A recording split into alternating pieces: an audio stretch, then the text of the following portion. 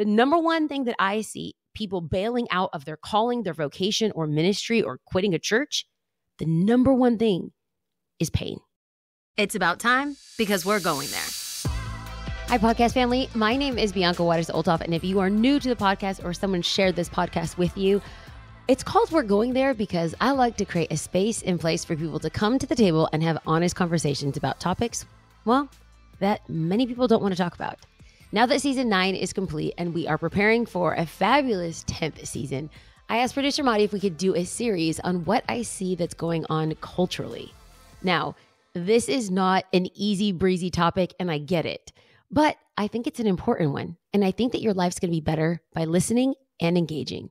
And if I'm honest, even sharing with your loved ones. I decided that this week I'm going to do a 3-part series on leading through pain. Something along the lines of managing leadership pain. And I know, I said it was not going to be light and fluffy, but it is going to be helpful and good. Now, I think we live in a time, in a space, and place where people hear pain or they hear hurt and they want to avoid it. But as I am seeing and as I'm assessing, some of the best decisions, some of the best songs, some of the best art are created in moments that we would like to avoid. And sometimes, if I'm honest, as I'm taking a look at the cultural milieu of what's going on within my generation and this next generation, it's almost as if we feel pain, we're allowed to abdicate responsibilities, to run away, to quit, or fill in the blank. I shouldn't do blank.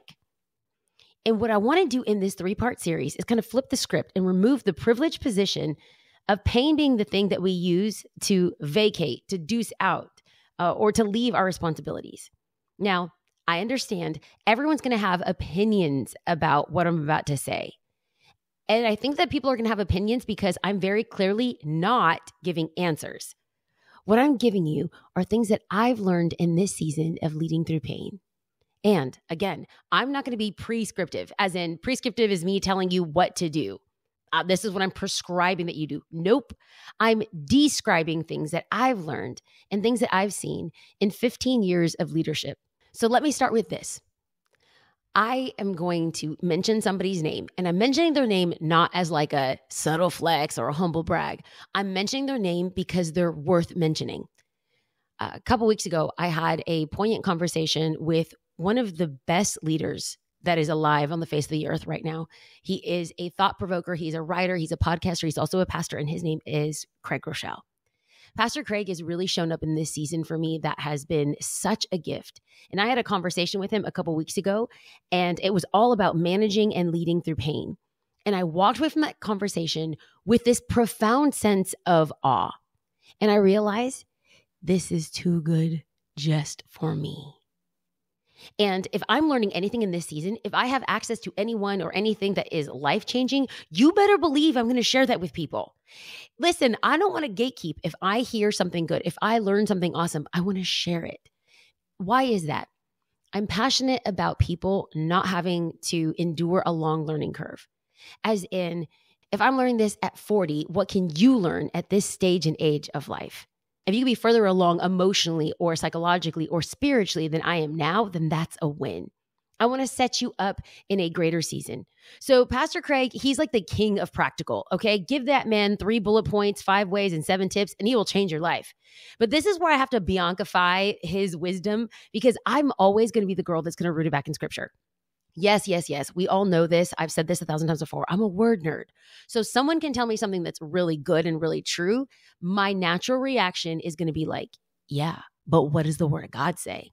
So after this conversation with Pastor Craig about leading in pain and our response to that, and I'm going to share with you some of the wisdom that he shared with me, let me first lay a foundation, a firm foundation, if you will. You don't have to turn there in your Bible. I'm just going to read Matthew chapter 7, verse 24 through 27 as our foundation for this conversation. These are the words of Jesus. Jesus said, therefore, if anyone hears the things that I'm saying, I will liken him to a wise man who built his house on a rock. And the rain descended, the flood spanned, and the wind blew and beat on that house. So let me break this down a little bit. What is the house in this word picture that Jesus is discussing? The house is our life. We can parallel this house to our life.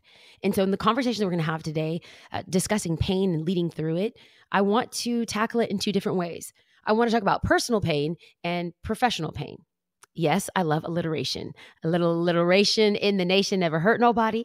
But I'm going to be fully clear and let you know that my profession is ministry. So my examples that I will discuss are probably ministry related. But I want you to insert your calling and your vocation as well.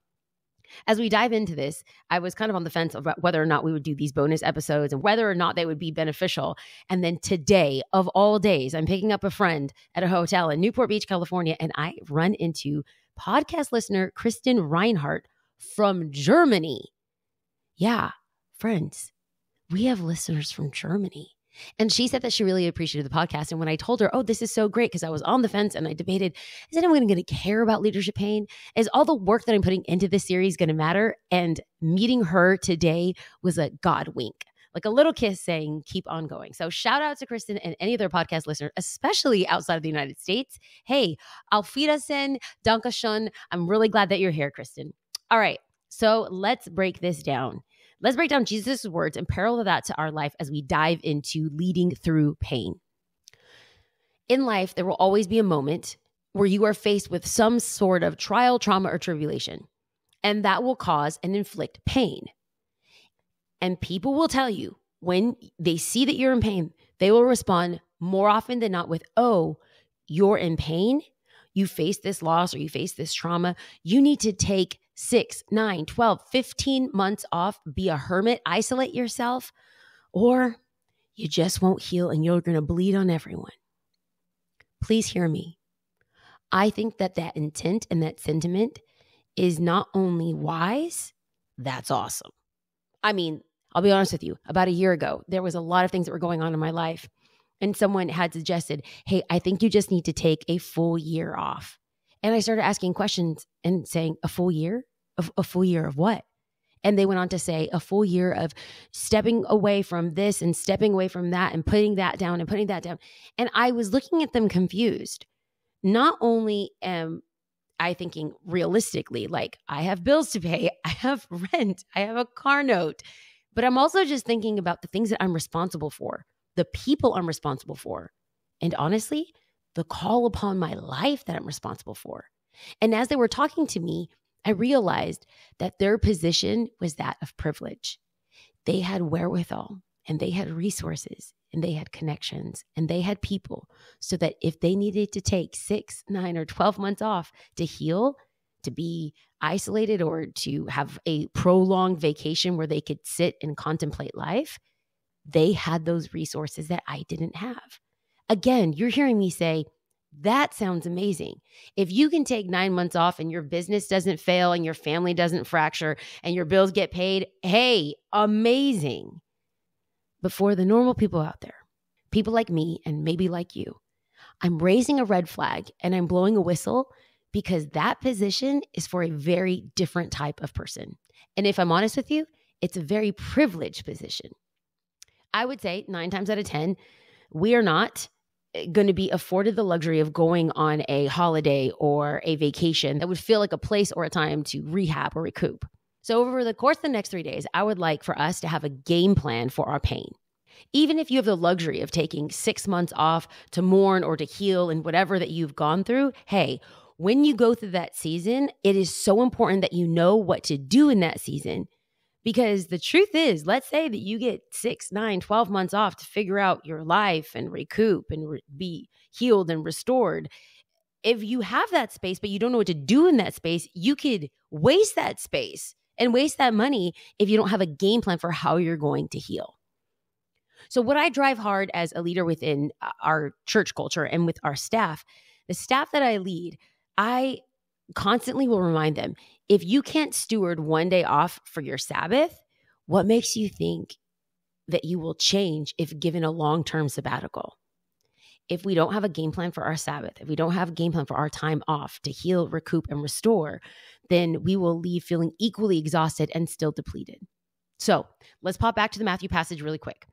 The Bible teacher in me is going to geek out and be very excited. Stay with me. The practical is coming. I'm giving you the practical principles from Pastor Craig Rochelle. But in the Matthew passage, there are some action words that Jesus used, and I want us to kind of take note of what's happening. So Jesus is giving us this word picture, and there's these three main actions that happen in that one verse that we read, verse 24. The rain fell, the wind blew, the floods came. So there's three things that happen that cause something around that should have brought the house down.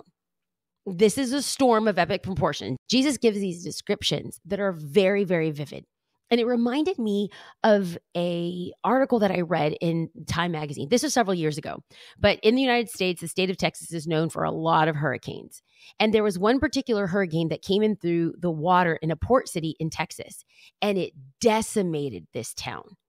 I mean, I remember looking at this image, and I know that this is a podcast and you can't see it, but I need you to get this visual. It is miles and miles of decimation. And there's wood planks everywhere. There's shards of broken glass. It's an aerial photo, and miles are stretched with flattened houses, except one house. Like miles of decimation, and yet there's this one house, and it's on stilts because it's a port city, and not one window is broken, and not one wall is caved through. And you can look at this image and say, oh my goodness, how did that happen? Now, this is another sermon for another day, but that particular couple who owned that house had lived through some storms in that area. So when their house was flattened the first time, when they rebuilt it, they knew better. They built the house with tempered windows, and it had different walling, and it had rebarb. I mean, it was built to last. And so this picture was so stunning. This picture was so amazing because that one house lasted. While all the other houses were laid flat, this one remained. So what was the thing that separated the decimated houses from the house that remained intact? The foundation.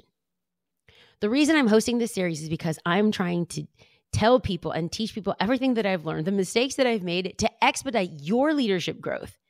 And the conversations, honestly, that I'm going to have on this podcast are some that I wish would have been had with me, because I think I would have been a different leader. Actually, I know I would have been a different leader. That doesn't mean that your learning curve is going to get faster. I hope it does. But what I do know and what I can guarantee is that through this conversation, you will get better. So there's three things that threaten that house in the parable, but there's things that are going to threaten you. And the number one thing, if you're a note taker, maybe you're on the treadmill of the gym, you can pull out your notes, or maybe just listen to this now quickly. And then actually, because I'm going to give you assignments, do some work afterwards. But the number one thing that I see, and is the root, not the symptom, the number one thing that I see people bailing out of their calling, their vocation or ministry, or quitting a church, the number one thing is pain. Oh, sure. Yeah, we call it church hurt, but it's really pain. We call it burnout, but it's really pain. We call it lack of vision, but it really is pain. The root of the problem is pain. And maybe in this season of your life, the pain is not seeing what you believe God has said that would come to pass. Now, this is incredibly critical. So if we don't address and know how to lead through pain, we will quit. We'll give up. What are the things that we can do to prevent pain from disqualifying us? So what I want to do in our short time is parallel the physical to our psychosomatic or our soul. So physical, external compared to internal. Okay, how many of you have gone through surgery, or you know someone who's gone through surgery and they get out of surgery and then their post-op instructions are, you need time to heal? It's very important for us to take a look at that, because if left nebulous, you think that healing is just going to be laying in some hospital bed dripping morphine into your veins. No. More often than not, that's only part of the process. Healing isn't just sitting there and doing nothing. In fact, in most cases, if you just sit there and do nothing, that could actually delay or hinder your healing. Physical healing happens with rest and physical therapy. The only way to know if you are truly healed is to see if you could do the things that you used to do. And if you can do them without physical pain or impaired mobility, guess what? You're healed. And I'm saying the same is true for us psychologically. Last year, I had quite a big blow in life. And I have been dealing with the symptoms for 2 years prior to that. But the reality of what I was dealing with came to a head last year. And while seemingly everything was like falling down or falling apart around me, I had this insane sense of peace and calm. And if I'm honest with you, I was so okay that I ended up having a conversation with some of my closest friends and even roped in my counselor. And I said, am I okay? Do I seem emotionally healthy to you? And the reason I asked is because I doubted that I can go through everything that I had just endured and everything that I had gone through and still have joy and still have hope and still have peace. The closest people around me not only affirmed the hard work that I was doing and the vulnerability and the honesty and transparency that I was living in, but they also affirmed, some to greater shock than others, that yeah, I was better than okay. So while some people expected me to perhaps crumble, cry, or be crestfallen, I have to be honest with you, I felt none of that. This podcast isn't about you getting the details of the painful parts of my life. No, this podcast and this series is about how to live when life lets you down. I realized that while everyone expected me to be destroyed, I remain confident in this very simple truth that I want to share with you. My identity is as a child of God. And the number one thing that I can encourage people in moments of crisis, in moments of failure, in moments where you are in pain, I want you to remember the truth about who you are. See, I could lose my job. I can lose my money. I can lose a loved one. But my life, though sad, will not be destroyed at the loss of any of that. Why? Because my identity was never in my job. It's not in my money. It's not in something or someone that I loved. Through years of work and faith and believing God, I know that my identity is as a chosen child of God. And I can firmly stand and say, the rain will fall, the waves will crash, the wind will blow, but I will remain. Does it hurt? Yes. Is there disappointment? Yes. Is there confusion? Oh yeah. But this will not destroy me. And what I'm telling you is that it doesn't have to destroy you either.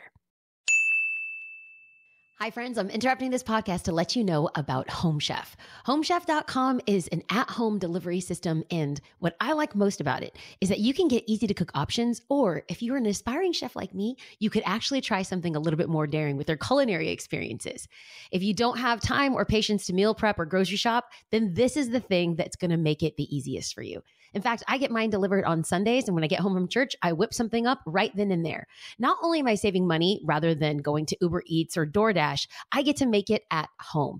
In addition to it being easy and convenient, statistics will say that I'm saving about $86 per month on groceries. For a limited time, Home Chef is offering my listeners of We're Going There podcast 18 free meals, plus free shipping on your first box and free dessert for life at homechef.com/going there. I have to let you know I do skip out on the desserts, and I have to let you know that you have to be an active subscriber to receive those free desserts. But if you want to try it out or get more information, go to homechef.com/going there. That's homechef.com/going there. Hope you enjoy. Okay, let's break this down. Now I'm going to bring in some practical points from Pastor Craig. They're peppered in through here, and I'm also going to give my own personal commentary because I really want to put practical handles on this. There are 3 types of pain that I want us to identify. Your homework, I'm telling you right now, your homework right now is to identify where is your pain point? Where is your pain coming from? So there's 3 types of pain that we're going to go through. There's the pain of growth, and that's number 1, the pain of growth. This is a good pain. This is actually the pain that we're experiencing at the house that I get to leave in Orange County, our church. We've got good problems, okay? We have a growth problem, and this is a good problem. But it is also a pain point. How is it a pain point? It's a pain point because we're trying to figure out how to create enough space for our growing kids department. It's a pain point because we need more staff. It's a pain point for some of our staff who are leading other people that are trying to raise up volunteers. It's a pain point because our place is too small for as many people that are coming in. Does that make sense? So there's the pain of growth. Then, number 2, there's the pain from self. This is like the dumb decisions that we make, and then we live in the consequences of that. Okay, that's the pain that you inflict on yourself. That's when everybody saw the red flags and you still move forward, right? So number 1 It is the pain of growth. Number 2 is the pain of self. And number 3 is the pain of circumstance. That is something happened to you. Let's use the example of like a global pandemic, or you were betrayed by a close friend, or a heartbreak. All of that is pain, and that's circumstantial pain. So we have the pain of growth, the pain of self, and the pain of circumstance. If you are not experiencing pain, this is the truth, and I'm quoting Pastor Craig as he told me. If you are not experiencing pain, you're probably not growing. And let me tell you something. I felt like shots fired. Oh my gosh, he just rocked my world. There is going to be a level of pain in all seasons of your life if you desire to grow and develop. And keep in mind, this is coming from the man who leads the largest church in America. His words go to me with more than a grain of salt. So I'm going to ask you, and you don't have to answer this, right now, or DM me or tag me. I mean, you can. I'd love to start the conversation.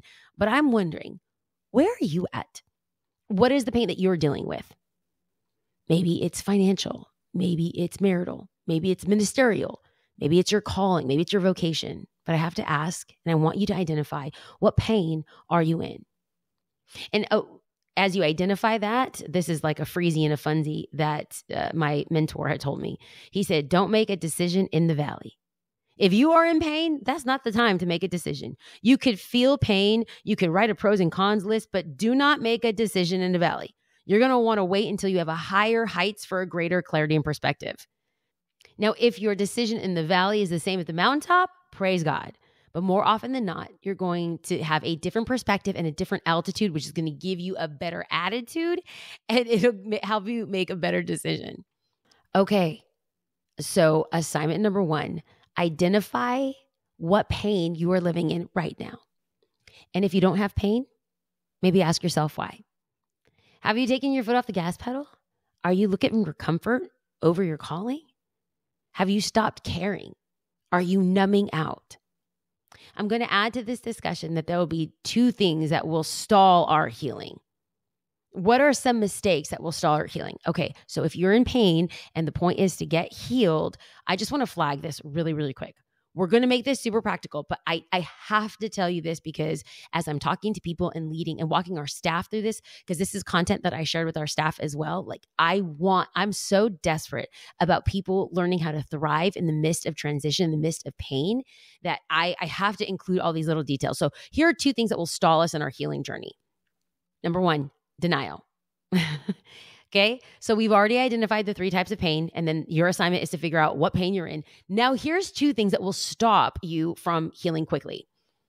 Denial about your pain. You can pretend that you're not in pain, but let's put this practical. I said that we were going to parallel the physical and the psychosomatic, the physical and the actual, like tangible. Let's use this example. If you have a broken arm and you say that you don't have a broken arm, that's not going to heal you. That's denial. If you have a broken arm and you try doing all the things that you regularly do while saying, oh, no, I'm fine. It's okay. Everything's fine. You're denying your pain, but denying your pain isn't going to heal you or help you. In fact, it's going to prolong any sort of hurting rather than healing. In the leadership spaces that I lead, I really want to create a culture where we can have honest conversations with each other and we could admit when we're not okay without consequence. That's the caveat. A lot of places and people will say, it's okay to not be okay. Sure. But then there's consequences that people have to pay for their honesty. In this season of leadership pain, I've been really honest with my team, from the executive leadership all the way to our interns. I want to normalize and create a space where we can be honest about where we're at while being intentional about our healing and creating spaces and places to heal and do the much needed work to recoup. So number 1 is denial. What else will stall our healing? A lack of self-awareness. Harvard Business Review said that the number 1 attribute for every top leader is a high level of self-awareness. So you can have the best education, the best training, the best mentors, the best outfit. But if you are not self-aware of how you show up, if you are not aware of your weaknesses, if you're not aware of your anger, if you're not aware of your faces, that's for Bianca. That will end up biting you in the butt. Yep. So what's going to stall your healing? A lack of self-awareness. denying you have a problem, or being unaware of the problem? Okay, so let's dive into what do we do now? Based on the verses that we read earlier, scripture is very clear. Jesus spoke very clearly a firm foundation. In fact, in a couple weeks, I'm going to do like a bonus episode just as a freezy and a funsy on how to remain spiritually fresh. Because Lord knows we don't want no funky smelling Christians. You know what I'm saying? But that's another podcast for another day. And I'll expand on this concept with greater detail. But one of the most critical components in building a strong foundation is this concept of daily disciplines. Yes, I said daily disciplines. And friends, I think we need to have a little rebranding in this discussion about disciplines. Why? Because disciplines feel so negative. Like it's like you discipline a child or you discipline a person. So I think we need a better word than disciplines. And I know someone out there is going to say rhythms. And then someone else is going to say rhythms of grace. But that just feels so feminine. And I don't like that one either. I don't know if it's spiritual parties. I'm an Enneagram 7. Everything has to be fun, right? I don't know. What if instead of like spiritual disciplines, what if we call it like parties with Jesus? And that would look like daily reading of his word, prayer, fellowship, and all the things that Jesus encouraged us to do as believers. This is how we grow through pain. Yes, we'll call them spiritual disciplines. Discipline does not actually mean something bad. It just means something that you're super committed to. Like a Jesus party. Okay.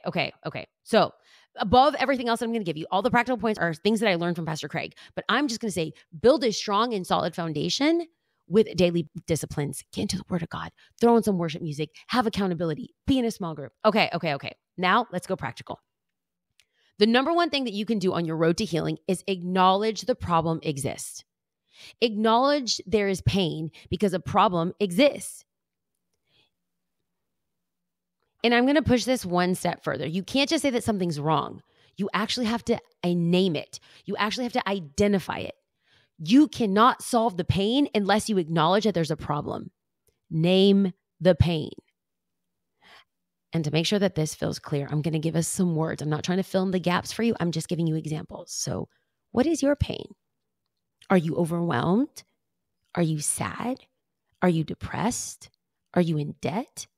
I want you to be that specific. What exactly is the pain? Now, you can listen to this podcast and not do this assignment. I still think you're going to have some practical things to pull and place into your life. But at the same time, if you do this work, you will be a better leader. More than you being a better leader, it'll make you self-aware. You have to do the work of identifying where you're at. No one else can do that work for you. You have to identify it. And then this is the hardest part, maybe for me, as like I've mentioned before, I'm an Enneagram 7. I don't like tension. I don't like pain. I'm conflict avoidant, okay? This is the second thing that we need to do. We need to actually sit in that pain. So we identify the pain and then we sit in the pain. And can I just be honest? Family, I freaking hate when people say, sit in the pain. It's so annoying. I don't want to sit in the pain. I want to go have a party. I want to go for a run. I want to veg out on TV. I don't want to sit in the pain. But listen, I say this because it's something that I'm practicing and something that I'm growing in. If you sit in the pain, if you identify it, it loses its power. It loses its power. So name it, identify it, get comfortable holding it, and it could actually be part of your healing. We cannot deny that there's a problem. And also, I need to add this caveat. Just because you acknowledge it, that doesn't mean that your job is done. There is one thing that I'm passionate about is in shortening your learning curve as a leader and as a developed, mature follower of Jesus, that you are the CPS of your own life. You know what the CPS is? The chief problem solver. Yes, you are the chief problem solver. So yes, you could identify your pain. And yes, you could sit in your pain. And yes, you could stop denying that you're in pain. Why? Because you are able, you are qualified, you are the person for the job as chief problem solver for your life. If you're married, here's the truth. You're prone to look at your spouse to solve your problems. If you believe in counseling, you're prone to look at your therapist to solve your problems. If you believe in you're part of a community group, then you're looking at your community group leader to solve your problem. But there's only one person that's going to solve your problem. For me, at the end of the day, I have to get with God and I have to make a decision that God has called me. He's not abandoned me. He's for me. And this pain will have a purpose. But before I can get to the purpose, I have to acknowledge that I'm in pain. I'm acknowledging there's a problem and I'm going to do my very best to solve that problem because I am my own CPS. I am my chief problem solver through the power of God. Okay, so you have to acknowledge the problem to solve a problem. Be clear, be exact. Okay, number 2, diagnose the problem.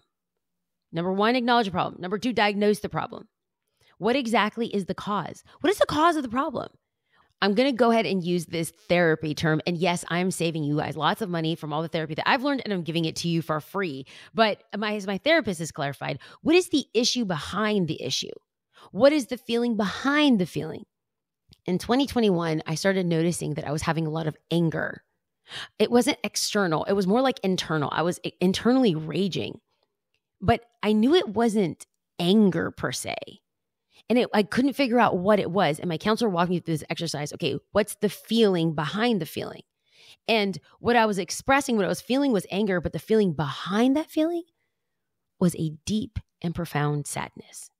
Anger was my natural reaction, but that was the symptom. Anger was the symptom. The feeling behind the feeling was an issue behind the issue. And ultimately, that issue was sadness. And if I go even deeper and do the work of even going deeper than sadness, it was betrayal.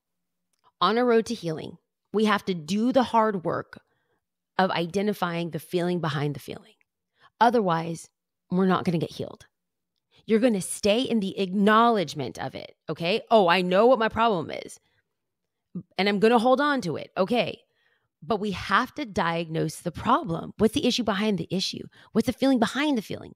If we don't accurately diagnose the problem, the only way that we will treat it is by looking at the symptom. And that is the escape route. That's the easy route. If we look at the symptom, we're never going to get to the root. What is the root? And this is going to take the concerted time. So I told you earlier we had an assignment. Number 1 assignment is identify what your pain is. This is your second assignment. What is the root cause of this pain?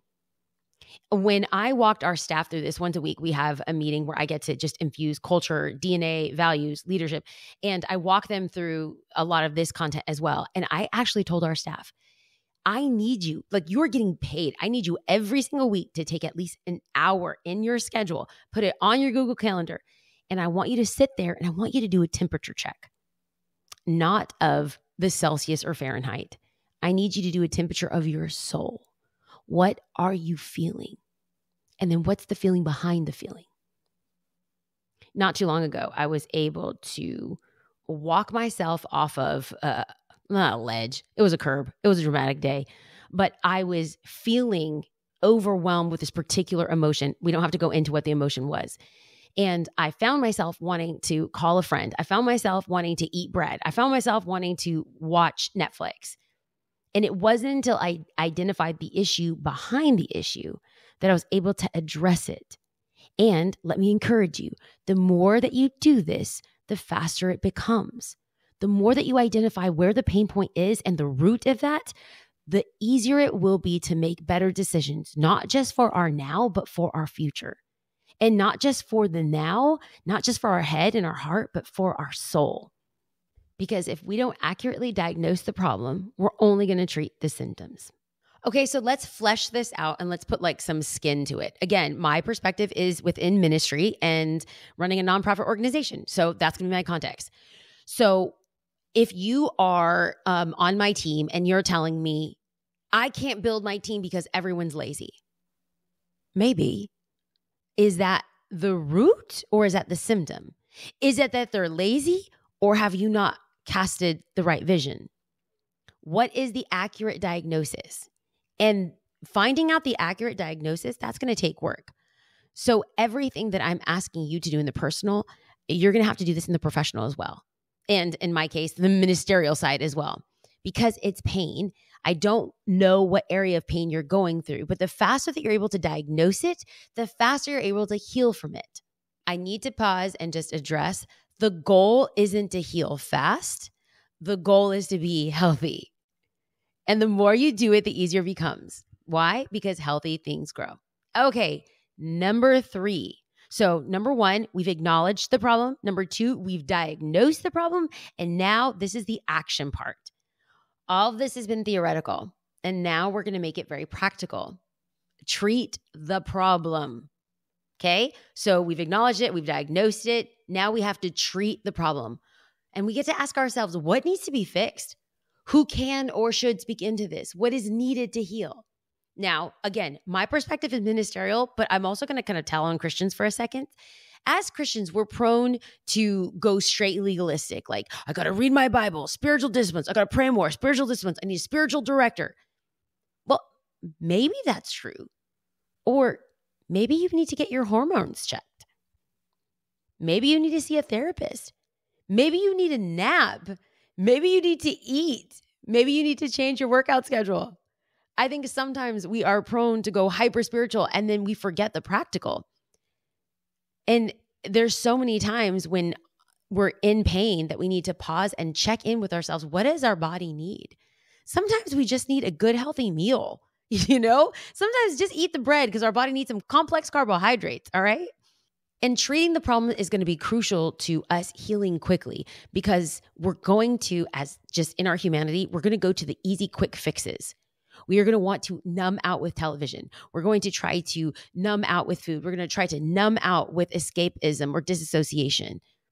I want us to be very intentional in our homework of healing, that we make a really clear assessment and get comfortable with doing the hard work of, do I need to go see a doctor? Do I need to go see a specialist? Do I need to go to a psychologist? Maybe do I need a different type of medication? Do I need a gym membership? What are the areas in my life that I can be healthy to treat this pain? Now, not all pain is physical, but I think that there are things that we can do for our physical body that also add to the healing in dealing with the pain that we're in. So after we've acknowledged it, after we've diagnosed it, and after we've treated the problem, now we need to revisit. When Pastor Craig talked to me, he basically said that we have to commit to healing. But I'm going to make this my own for the podcast, and I'm going to say that we need to revisit our commitment to healing. Why did I add that word? Because if you've ever had any sort of physical injury, you will know that we constantly have to check in and make sure that we're fully healed. Let me give you an example. In 2021, I was on vacation in Cabo, and I went to the gym and I was doing push-ups on the floor, and I didn't realize that there was some liquid on the floor. Well, while going down in a push-up, my shoulder popped out of this socket. I was in immense pain. I saw black. I went absolutely to the floor, and I actually had to pop my shoulder back in. Okay, gross. Sorry, TMI. The pain was insane. But to this day, 3 years later, I've recognized and realized that if I don't revisit my mobility, my strength development, my exercise, my injury will regress and it will go back to the state of pain and tension.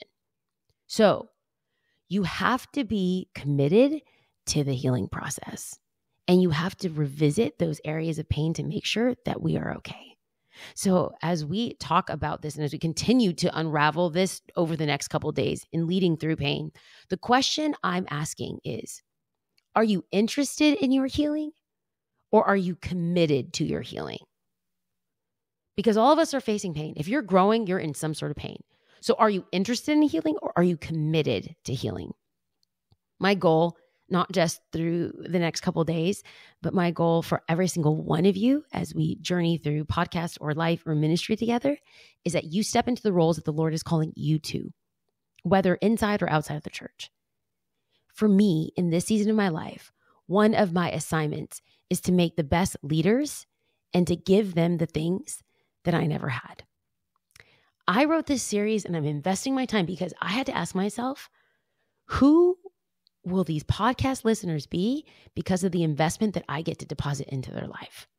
Now, listen, I am not, some leadership guru. I am not John Maxwell.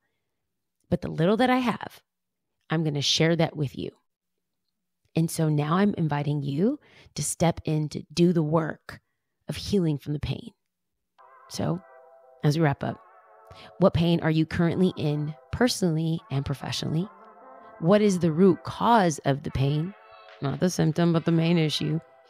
And what can you do now to resolve that issue? We acknowledge, we diagnose, we treat, and we're committed. Friend, I love you. and I'm with you in your pain. But most importantly, I'm encouraging you not to quit. I can't wait to finish our discussions the course this week. We'll check back in tomorrow.